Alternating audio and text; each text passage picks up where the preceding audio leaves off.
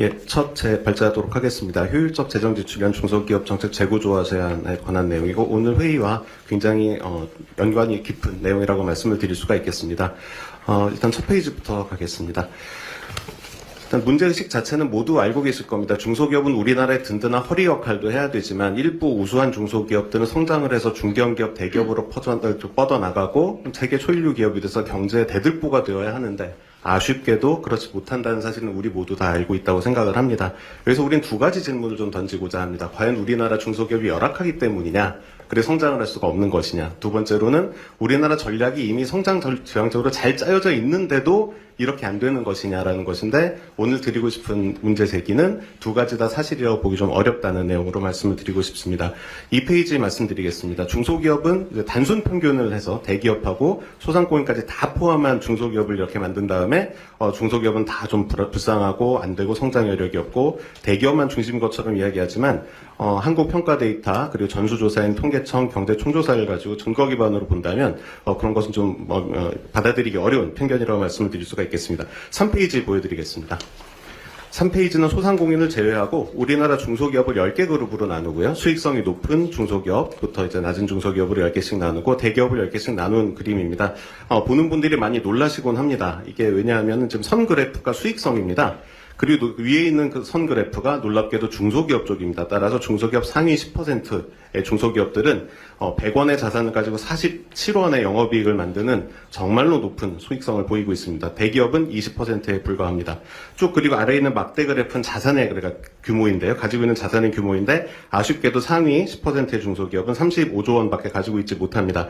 반면 상위 7이라고 된 데를 보시면 대기업은 이쪽이 문제인데 1,500조 원의 자산을 가지고 0.94%의 영업이익을 실현하고 있습니다. 따라서 저의 의문은 이런 자산들이 왜 더 효율적인 중소기업으로 가서 더 성장하게 만들지 못하느냐에 대한 문제를 말씀드리고 싶습니다. 그래서 이렇게 우수한 중소기업이 많다는 걸 보여드리고 싶고 수익성 측면입니다. 다음 페이지 보시겠습니다. 그럼 임금도 궁금하실 겁니다. 임금 같은 경우는 아무래도 대기업이 더 많이 주는 것은 사실입니다. 여기서는 차이가 있지만 여기서도 굉장한 오버랩이 있습니다. 여기서는 막대 그래프가 임금의 수준이고 왼쪽을 보시면 되는데 보라색이 상위 10% 대기업, 하늘색이 중소기업입니다. 1이라고 된 곳을 보시면 상위 10%의 대기업이 7천만 원 이상의 2011년입니다.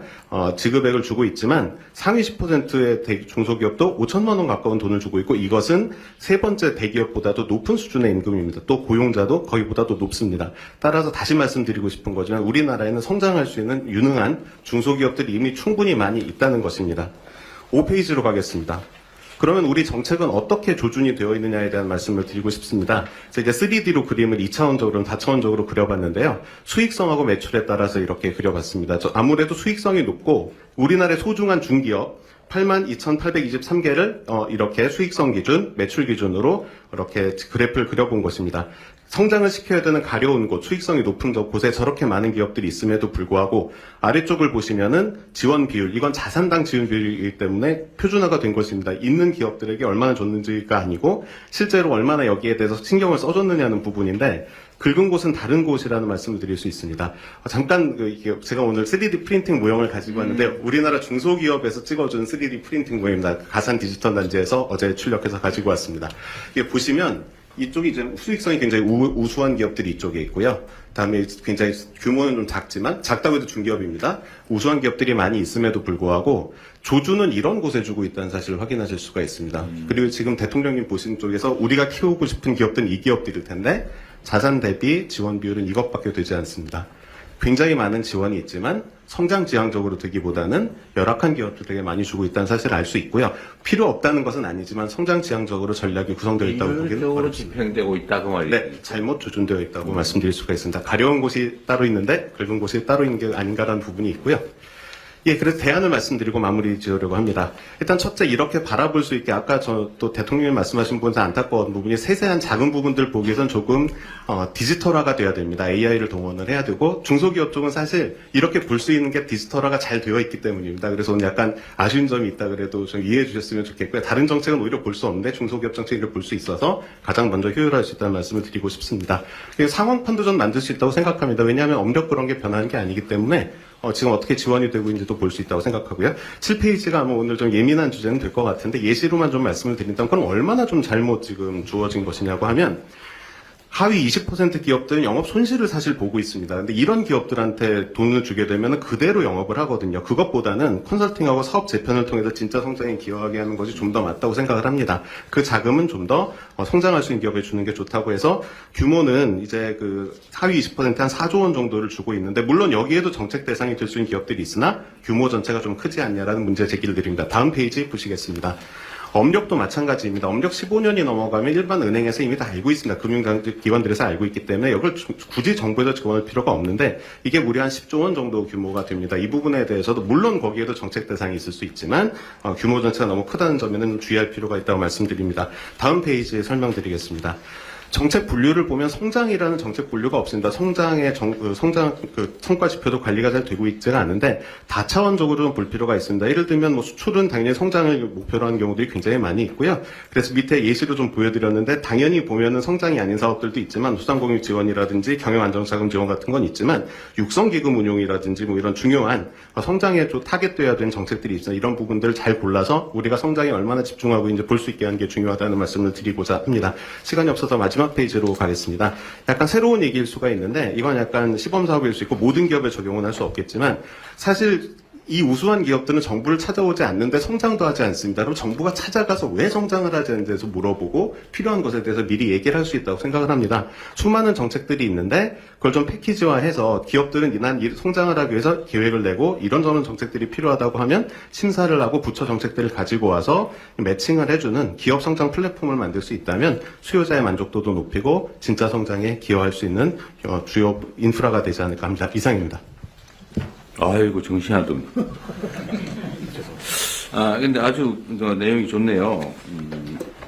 소위 우리가 일반적으로 말하는 좀비 기업의 지출 지원이 아깝다, 그런 얘기인데. 근데 그 기업들을 가려내는 건 쉽게 할 수 있는 건가요? 우선 뭐 전부 가려낼 수는 없다고 해도 집단을 볼 수는 있고, 그 안에서 얼마 정도만 주어야 된다는 분포의 기준은 분명히 줄 수 있다고 생각합니다.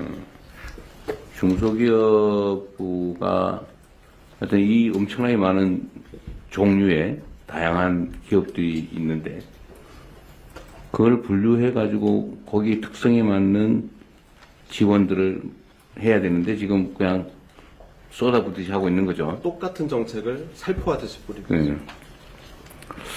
그렇죠. 근데 이 중소기업부가 인력이나 이런 것 때문에 사실은 어려운 거 있지 않나? 산업예산과장님 안 계신가요? 이게 그러면 주제별로 토론을 일단 네, 발표된 거 얘기를 한번 듣고 하시죠. 지나가면 다 잊어버리니까. 네, 그러면 먼저 이거 대통령 질문에 대해서 중소 벤처기업부나 아니면 기재부 얘기하면 다 들어보시죠. 이게 이야기 한번 중요한 지적 같은데.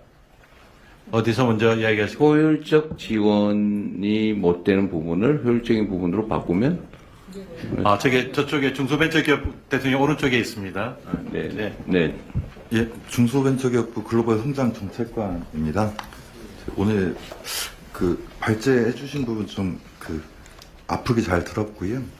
좋은 말씀 많이 감사드립니다.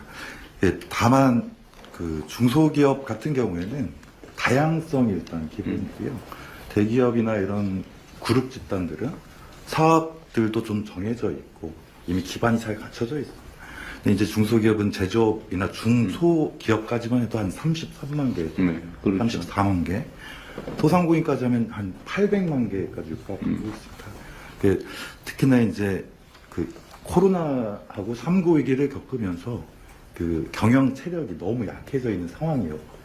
그다음에 어느 기업들도 그러니까 좀 이런 위기 상황이 오면 대기업들은 좀 버틸 수 있는 힘이 있는데 중소기업이나 소상공인들은 기초 체력보다 좀 밑으로 떨어지는 경향이 있습니다. 그러니까 버틸 수 있는 힘이 없어지기 때문에. 네. 그래서 저희가 이제 말씀 주신 부분에 대해서는 필요성을 인정을 하고, 그다음에 저희 정책들도 좀 다양한 부분들을 갖추고 있습니다. 다만 최근에 한 4, 5년 정도는 성장 촉진보다는 안정, 이 부분에 좀 균형이 좀 치우쳐 있었다. 성장보다는 생존에.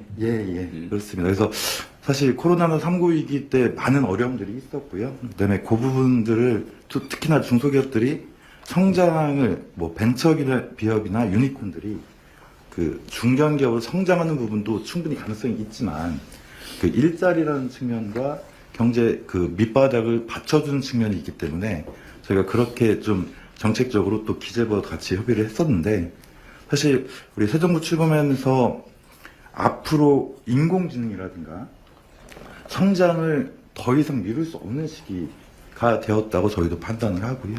특히나 오늘 말씀 주신 부분 중에 저희가 그동안 그 심스라고 해서 지원 이력 관리 시스템 같은 것들이 있는데 현황 중심의 관리였습니다, 사실상. 그래서 그게 아니라 앞으로의 목적, 성장이라든가 이런 부분들을 추가해서 다차원적 분류 체계를 좀 갖추고 트래킹을 해나가는 부분들은 정말 필요하다고 판단이 들고요.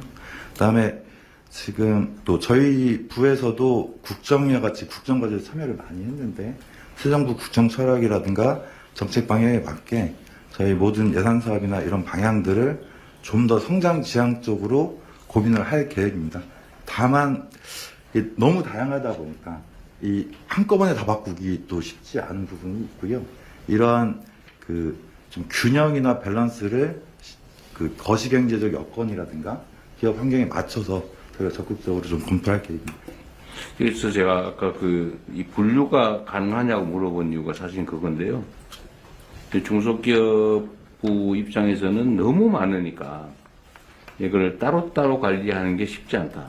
그러니까 일률적으로 살포하듯이 물수대로 물 주듯이 이렇게 쭉 뿌릴 수밖에 없다. 이런 얘기일 텐데 그래도 이렇게 분류했잖아요. 그죠? 이 분류를 해서 효율적인 부분에 더 집중하고 비효율적인 부분을 줄여나가는 거는 좀 체계적인 노력이 더 필요할 것 같긴 해요. 국책연구원의 역할이기도 하기 때문에 함께 노력하겠습니다.